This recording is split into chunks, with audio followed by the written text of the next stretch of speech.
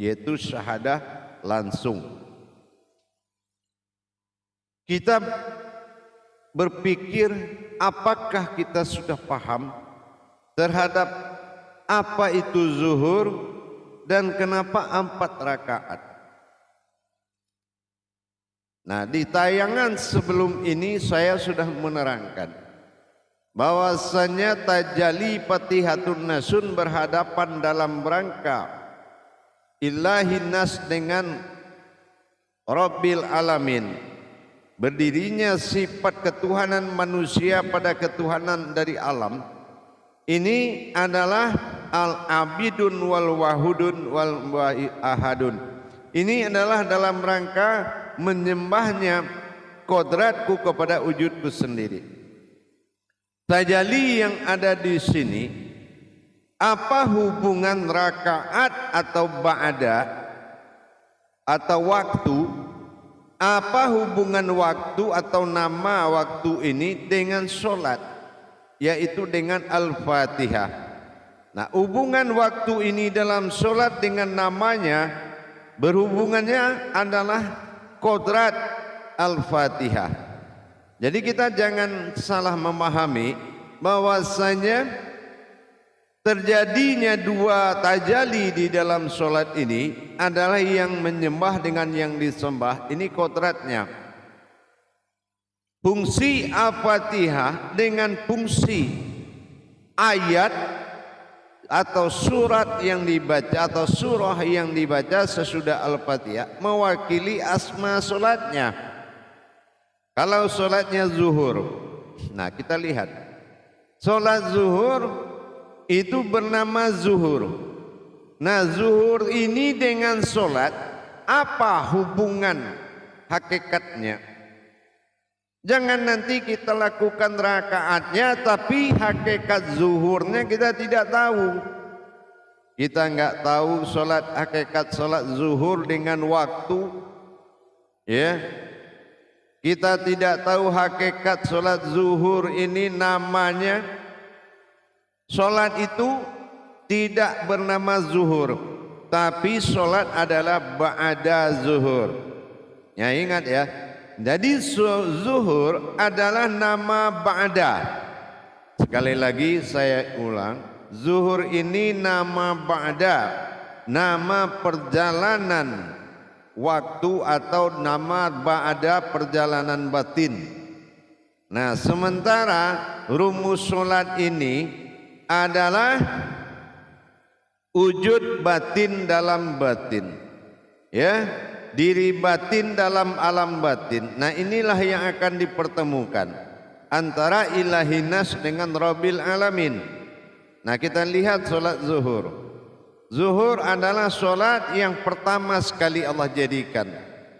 Dalam Al-Quran Allah katakan, sholatlah kamu dari awal tergelincir matahari. Nah, di sini surat Muhammad juga, surat Nur, surat An-Nur juga ada, sangat banyak surat menyatakan seperti itu. Tapi kenapa dikatakan zuhur? Nah, sementara hubungan kita menghadap Allah di dalam sholat dengan makom sholat ini, nah ini yang harus diperjelas. Kemana arahnya fungsi kita sebagai sebuah wujud yang menghadap kepada wujudnya dengan makom sholat ini. Ini sudah ada hubungan belum? Ibarat kita menonton sebuah film di bioskop. Kita nonton tapi kita nggak tahu judulnya. Harusnya lihat judulnya dulu, baru kita nonton, ngerti kita di dalam. Sholat juga begitu. Kalau nggak tahu namanya, bagaimana kita tahu apa hakikat perjalanannya, bagaimana menjalankannya? Sementara 4 di zuhur dengan 4 di asar ini berbeda. Yang membedakan apa? Asmanya. Ini zuhur, ini asar, gitu. Meskipun rakaatnya 4 sama, tapi namanya, makomnya sudah beda. Makomnya sudah beda. Nah, kita harus tahu di mana penempatan rahasia zuhur ini. Dan kenapa pada zuhur? Dan apa namanya zuhur? Nah, ingat. Jadi berjamaah, Kalau kita menghadirkan misi ketuhanan dalam perjalanan zuhur, perjalanan waktu namanya ba'da, ba'bara'ah atau bakah atau batin, dal itu perjalanan. Perjalanan batin Allah untuk dalam rangka wa an ya'buduna hadza siratum mustaqim, itu dalam rangka ya, sembahlah aku itu jalan yang lurus. Menyembah Allah itu adalah jalan yang paling benar. Tapi bukan hanya kita sebagai imaminullah, sebagai ma'ul hayat, memimpin sekalian alam, beribadah kepada Allah. Nah, simpan kalimat saya. Ini yang dikatakan khalifatullah, ya. Jadi kita memimpin semuanya beribadah kepada Allah. Makanya dalam berdiri setelah ruku itu sudah jelas. Rabbana lakal hamdu. Nah, ingat, lakal hamdu min usamawati wa milul ard. Nah, ini ada hubungannya dengan langit dan bumi atau meliputi sekalian alam. Nah, inilah pemasangan diri hakikat tersirat dalam Fatihatun Nasun, yang berdiri akan dipandang oleh diri yang menyaksikan, di bawah pimpinan diri yang menyaksikan. Bi alaihim, menatap kepada ata alaihim, di dalam makom sir asma solat. Jadi kalau apa nama solatnya kita terus tahu, ya, memimpin batin dari asma solat tadi, dan tujuannya kita harus tahu. Jadi kalau zuhur, nah kita lihat di sini ada 4 kodrat yang disirkan oleh Allah. Kenapa disirkan? Karena di situ tidak berkalam. Kenapa tidak berkalam? Karena dia menjatuhkan, merubuhkan, memiringkan, menundukkan kodrat daripada alam untuk menghadap menyembah kepada kodrat Allah. Nah, ya, untuk menyembah kepada Allah. Kalahnya kadar an-nurul dikalahkan oleh an-nurul ini, dikalahkan oleh nurullah yang berdiri. Ya. Nah, ini an-nazirnya adalah sir. Sir itu tidak dikalamkan atau tidak didaharkan. Ya, kenapa tidak didaharkan? Karena 4 kodrat batin alam. Yang pertama nur. Ini batin alamnya adalah hayat, nur. Ya. Nah, ini akan ditundukkan. Nur ini ada lapisan di dalamnya, nurul iman, nurul ihsan, nurul iman, Islam, iman, ihsan. 3 dia. Ini harus ditundukkan. Ya, makanya diperjalankan menuju kematian, maghrib, dari masyrik ke maghrib. Nah, ini pertama, ya, nur. Yang kedua Adam. Adam ini artinya perjalanan, diperjalankan kepada kodrat. Nah, apa itu? An-nazirnya alam. Ada ruh air, ruh api, ruh angin, ruh tanah, dan semuanya. Ya. Nah, ini akan tunduk kepada nurullah atau zat yang terlihat ini, atau al-fatihah, ya, yaitu na'an'amta alaihim yang terlihat, dan mereka melihat atas nama bi alaihim. Itulah keumatan kita yang melihat kepada wujud zahirnya Allah ini. Nah, jadi gitu. Jadi yang kedua tadi adalah nur, yang kedua adalah Adam. Nah, yang ketiga syahadah. Syahadah ini adalah hayat kehidupan, ya, hayat semua yang hidup, ya, semua yang hidup. Syahadah ini jadi termasuk ahadiyah, dia termasuk ahadiyah. Ini semua yang hidup ini. Jadi nurnya dari kodrat alamnya, kodrat hayat dari alamnya. Jadi di sini ada nur Adam, ya.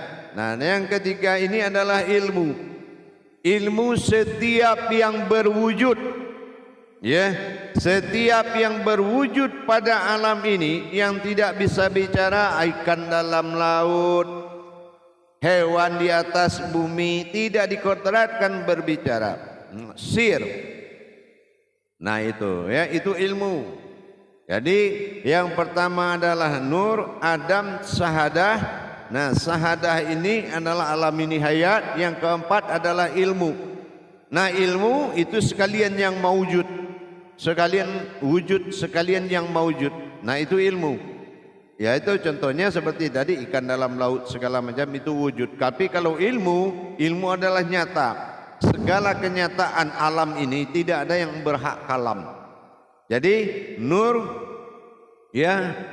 Nah, di sini ada nur, adam, ilmu, sahadah.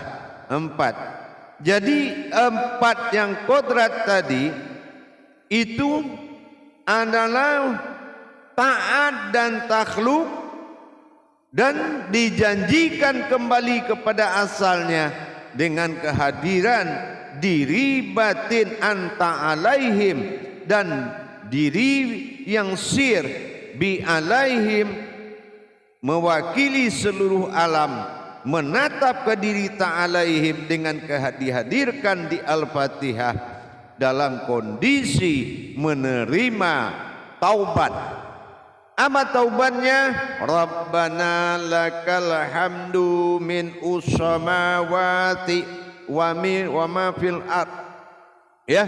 Jadi disinilah hakikat dari sujud dan tafakurnya alam ini dengan bertaubat. Rabbana lakal hamdu. Ya.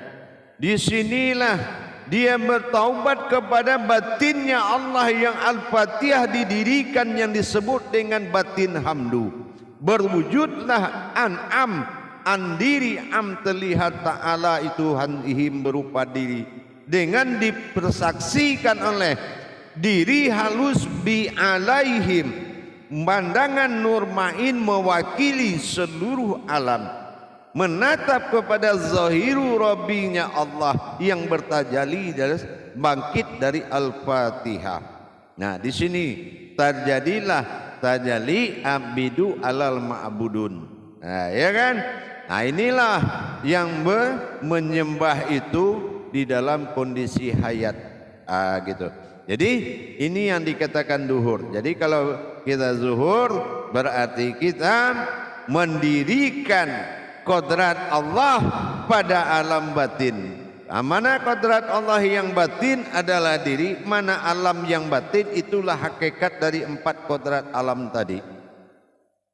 Disinilah 2 batin berhadapan dalam rangka mentaklukkan wala tafaraqula bismillah. Kalau semuanya sudah tafakur, di dalam penetapan terlihatnya miringnya matahari berarti tidak naik kubah dan dia tidak sanggup menantang nurullah. Disinilah zuhur berdiri. Makanya zuhur 2 alif domah u. Alif domah u rahasia, alif domah u juga rahasia. Zuhur ada alif 2 di situ dan huruf perbuatan sesungguhnya zai. Jadi dengan alif doma'u pada wujud nurullah dan nur Muhammad terjadi kemuliaan kodrat. Wala tafarakulla bismillah. Berdirinya nurullah, tafakurnya nur Muhammad dan akhirnya kembali kepada kodratnya yaitu tiada. Ini maghrib.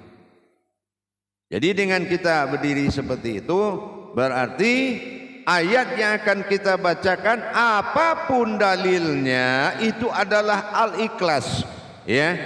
Apapun surat yang kita baca setelah Al-Fatihah surahnya, kekuatannya itu adalah Al-Ikhlas, yaitu munculnya diri rahasia mewujud pada kenyataan tafaraku dan tafakur seluruh alam.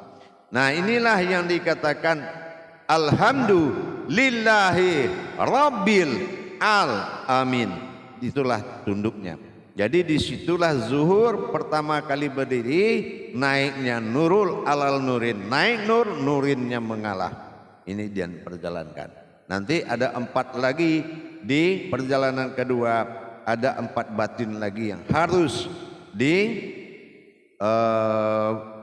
ajak untuk menghadap Allah di dalam sholat. Ya, 4 ini sudah ditafakurkan dan ia akan menghadap Allah melalui imam minullahnya, yaitu alif wujud yang akan membawa pada alif abtar. Alif abtar akan dibawa kepada alif wujud. Disinilah berperan zuhur atau tidak didaharkan. Karena apa? 4 kodrat tadi memang tidak punya suara dari awalnya dan tidak boleh berkalam. Tunduk sebetul-betul tunduk. Nah inilah dia. Makanya berakhir kepada tenggelam nanti. Jadi dengan demikian, pahamlah kita zuhur ini, bahwasanya kehadiran nanti ini akan bertemu perjalanannya dalam 5 langkah tadi. 5 langkah dalam masa mi'raj ini akan memperlihatkan kebenaran dan kebesaran Allah. Kita akan tahu semua asal usul siang malam, semua kita akan tahu perjalanan siapa yang 2 macam ini, kok jam 1 jadi jam 13. Nah, ini gara-gara sholat. Nanti akan tayangan berikutnya, pelajaran berikutnya kita akan bahas nanti. Semua akan terjadi karena ini adalah perjalanan waktu. Perjalanan waktu bagi dunia, perjalanan batin bagi kodrat sholat. Jadi sholat tidak punya nama, yang punya nama adalah perjalanannya ba'danya. Jadi jangan bilang nanti sholat zuhur, nanti sholat ba'da zuhur. Nah ingat itu harus dipahami oleh sekarang. Berdirilah dengan sungguh-sungguh, dan 4 itu tidak akan pernah kuat menghadapimu dan dia akan pergi robitah kepada awalnya.